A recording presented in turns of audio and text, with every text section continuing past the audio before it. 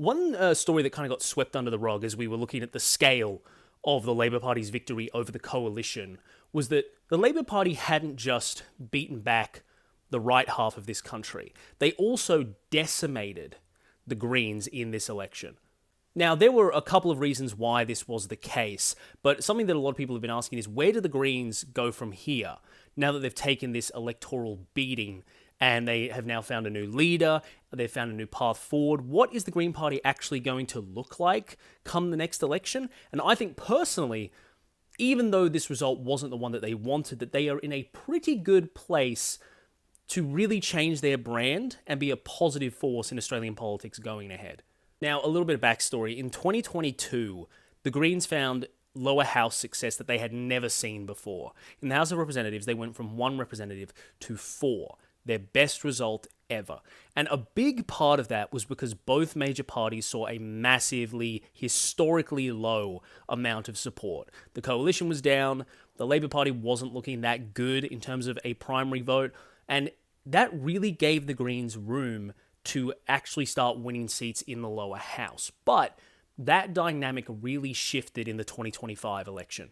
Now, I've touched on this briefly before, but the Greens have gotten elected, at least in their Queensland seats, in very interesting ways. And it boils down to this approach where, ideally, the Liberal Party will either come first or second, and then the Labour Party will come third. That is really the only way that Greens can win the seats that they've been winning in Queensland.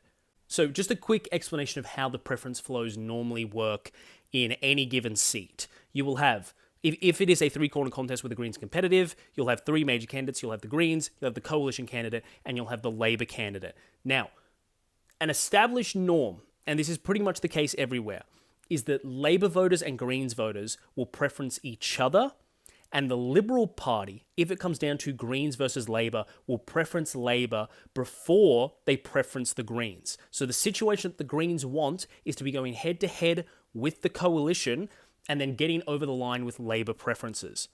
To give you an example of what I'm talking about, this is the seat of Griffith in 2022. You can see that the Greens ahead, their main opposition here is the coalition, and Labour coming third are sending all their preferences to the Greens, and hence the Greens won this seat in 2022. But unfortunately for the Greens in this election, things kind of got shaken up a bit. Labour did way better than expected, and the Liberal vote just collapsed, and hence the Greens have lost that seat there. Once it became a Labour versus Greens seat instead of coalition versus Greens, there was no way that they were going to win it.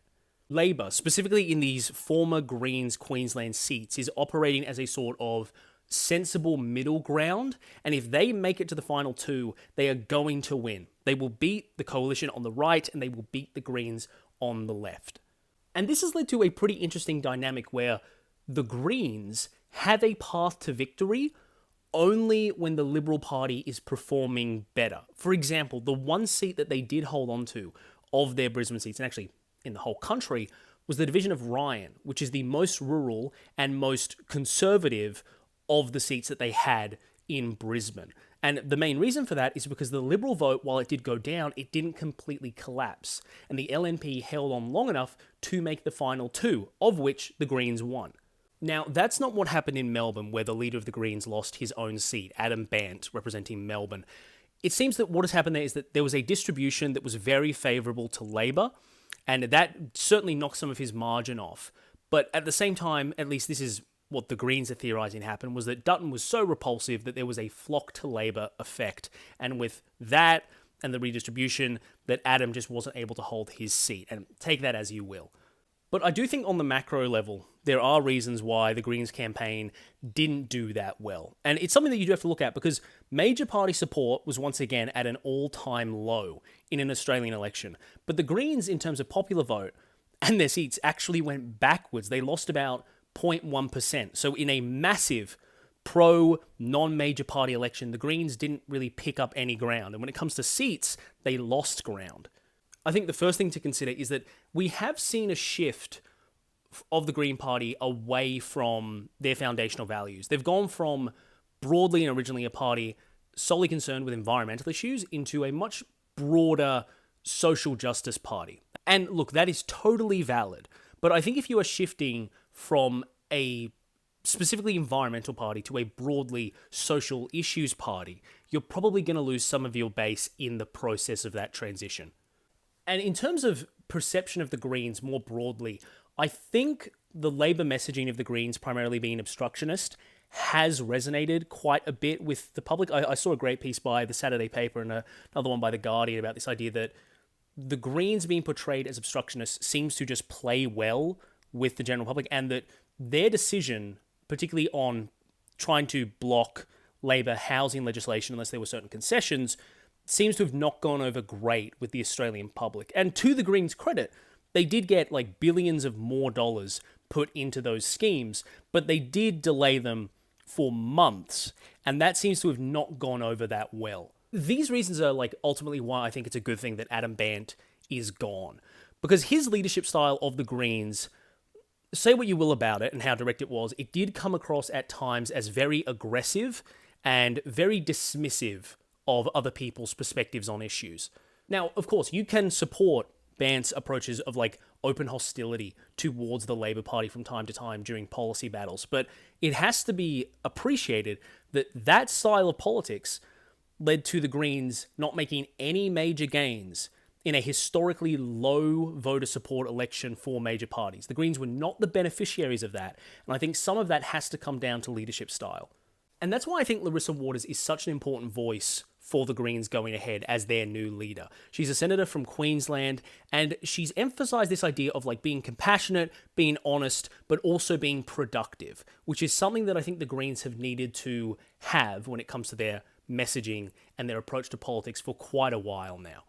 So at the moment, Labour has an unbelievable majority in the lower house, and they even made gains in the Senate. And the Greens did much better in the upper house than they did in the House of Representatives. The Greens held all of their seats. They currently have 11 in the Senate, and that, plus what Labour is currently working with, gets them to a working majority in the upper house. And they can play a massive role in policy during this term. So I kind of think of it like the Greens are in a bad, but also paradoxically very good situation after this election. They took a beating in the lower house that cost them their leader, but because of Labour's incredible performance, Labour now only has to work with the Greens to get legislation passed at a federal level. So the Greens have this opportunity with new moderate leadership to take their party in a much more productive way and seriously rebuild their brand in the eyes of the Australian people. So the Greens, whatever you think of them and whatever criticisms you may have, they are currently in a position now, more than any point in their history, to make the case to the Australian people that they can work with the government productively and that they are a valid and entirely legitimate third branch of Australian politics that does deserve public support.